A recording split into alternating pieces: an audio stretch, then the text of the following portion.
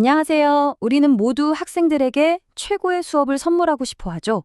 그런데 아무리 멋진 아이디어가 있어도 그걸 실행할 교실이나 장비, 또 구체적인 계획이 없다면 그냥 머릿속 생각으로만 남게 될 때가 많습니다.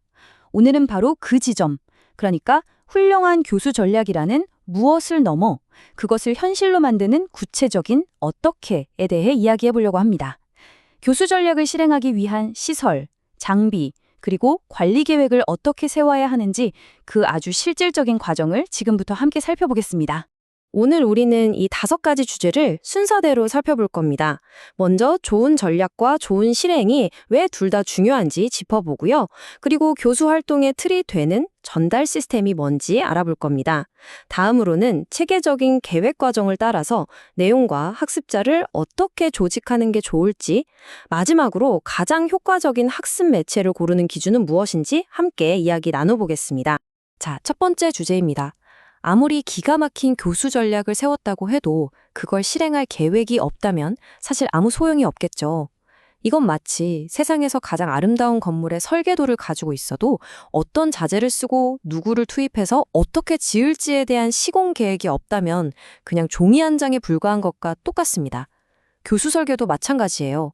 이론적으로 아무리 완벽해도 이걸 실제로 어떻게 전달할지에 대한 계획이 치밀하게 받쳐주지 않으면 빛을 발하기 어렵습니다. 바로 이 설계와 전달 사이의 간격을 메우는 방법을 알아보겠습니다. 자, 여기 보이는 이 흐름도가 오늘 우리가 함께 따라갈 일종의 지도입니다. 딱 보기에는 좀 복잡해 보일 수도 있는데요. 너무 걱정하지 마세요. 오늘 이 지도의 핵심 경로를 저랑 같이 따라가 볼 거니까요. 모든 계획은 아주 중요한 첫 번째 질문에서 시작됩니다. 바로 전달 시스템이 이미 정해져 있는가 하는 질문이죠. 이 질문에 예라고 답하는지 아니오라고 답하는지에 따라서 우리가 가야 할 길이 완전히 달라지게 됩니다. 그럼 이제 두 번째 이야기로 넘어가서 이 계획 과정의 가장 기초가 되는 전달 시스템이라는 개념을 확실히 짚고 넘어가 보겠습니다. 이 시스템이라는 게 전체 계획에서 얼마나 중요한 역할을 하는지 한번 보시죠. 전달 시스템은요, 우리가 열심히 만든 교수 전략을 담아낼 그릇이라고 생각하면 쉬워요. 어떤 그릇에 담느냐에 따라 똑같은 음식도 완전히 다르게 보일 수 있잖아요. 교재에서는 전달 시스템은 이렇게 정의합니다. 수업의 교수 학습 활동을 관리하고 전달하기 위한 방법. 여기서 정말 중요한 점은 이게 교수 전략 그 자체와는 다르다는 거예요. 전달 시스템은 전체 교수 전략의 일부입니다. 다시 말해서 교수 전략이 무엇을 어떻게 가르칠 것인가에 대한 큰 그림이 나면 전달 시스템은 그 가르침을 어떤 경로와 도구를 통해서 전달할 것인가에 대한 구체적인 틀 혹은 방법이라고 할 수 있겠습니다. 전달 시스템이라는 말이 아직 좀 어렵게 느껴지신다면 구체적인 예시를 보면 바로 이해가 되실 겁니다. 우리에게 가장 익숙한 전통적인 교실 수업부터 시작해서요. 요즘 많이 하는 화상회의나 웹 기반 원격 강좌, 또 컴퓨터 시뮬레이션이나 게임처럼 하는 학습까지 전부 각기 다른 전달 시스템이에요. 심지어 전 세계 사람들을 대상으로 하는 MOOC나 회사에서 직접 배우는 인턴십, 멘토링 같은 것들도 모두 넓은 의미의 전달 시스템에 포함됩니다. 정말 다양하죠? 원래 이상적으로는요, 학습 목표가 뭐고 학습자가 어떤 사람들인지 다 분석한 다음에 그 결과에 딱 맞는 전달 시스템을 고르는 게 맞습니다. 하지만 현실은 좀 다르죠. 아마 현업에 계신 분들은 고개를 끄덕이실 거예요. 대부분의 경우 설계를 시작하기도 전에 우리 회사 이러닝 플랫폼 쓰셔야 돼요. 라거나 이번 학기는 무조건 줌으로 진행합니다. 처럼 전달 시스템이 이미 정해져 있는 경우가 훨씬 많습니다. 기관의 방침이나 기존에 쓰던 시스템 혹은 새로 도입한 기술 같은 현실적인 이유 때문에 설계자는 주어진 제약 안에서 최선을 다해야 하는 거죠. 자, 그럼 다시 아까 그 흐름도로 돌아와 볼게요. 이번에는 전달 시스템이 미리 정해지지 않은, 그러니까 가장 이상적인 상황을 가정하고 계획 과정의 핵심 단계를 하나씩 따라가 보겠습니다. 이게 바로 교수 설계자가 가장 효과적인 학습 환경을 만들기 위해서 어떤 생각의 과정을 거치는지 보여주는 아주 체계적인 과정이라고 할 수 있습니다. 흐름도의 가운데 있는 2번부터 6번까지의 네모 박스들을 한번 보세요. 여기서 정말 흥미로운 점은요, 이 단계들이 순서대로 착착 진행되는 게 아니라는 겁니다. 오히려 서로 맞물려서 함께 돌아가는 톱니바퀴 같다고 할 수 있어요. 전략을 짜고 내용 순서를 정하고 학습자를 그룹 짓고 매체를 고르는 이 모든 과정이 실제로는 거의 동시에 아주 유기적으로 고려된다는 뜻입니다. 하나를 바꾸면 다른 것들도 영향을 받는 거죠. 예를 들어 토론 중심으로 학습자 그룹을 짜기로 했다면 당연히 실시간 소통이 가능한 매체를 선택해야 하는 것처럼요. 자, 이제 계획의 아주 구체적인 내용으로 들어가 보겠습니다. 네 번째 섹션인데요. 여기서는 학습 효과를 최고로 끌어올리기 위한 두 가지 중요한 질문의 답을 찾아볼 겁니다. 첫째, 무엇을 어떤 순서로 가르칠 것인가 하는 내용의 순서 문제. 그리고 둘째, 누구를 어떻게 묶어서 가르칠 것인가 하는 학습자 그룹 구성 문제입니다. 계획 단계에서 내려야 할 정말 중요한 결정들이죠. 내용의 순서를 정하는 기본 원칙은 이 위계 분석도를 보면 아주 쉽게 이해할 수 있습니다. 예를 들어서 자전거 타기를 가르친다고 한번 생각해 보세요. 최종 목표인 자전거 타기를 해내려면 그 전에 페달 밟기, 핸들 잡기, 균형 잡기 같은 하위 기술들을 먼저 익혀야 하잖아요. 바로 그 원리입니다. 그래서 학습 내용은 보통 이 분석도의 가장 아래쪽, 그리고 왼쪽에서 시작해서 점차 위로, 오른쪽으로 진행하는 것이 기본입니다. 쉬운 것부터, 기초적인 것부터 차근차근 밟아나가는 거죠. 하지만 이 기본 원칙에도 항상 예외는 있습니다.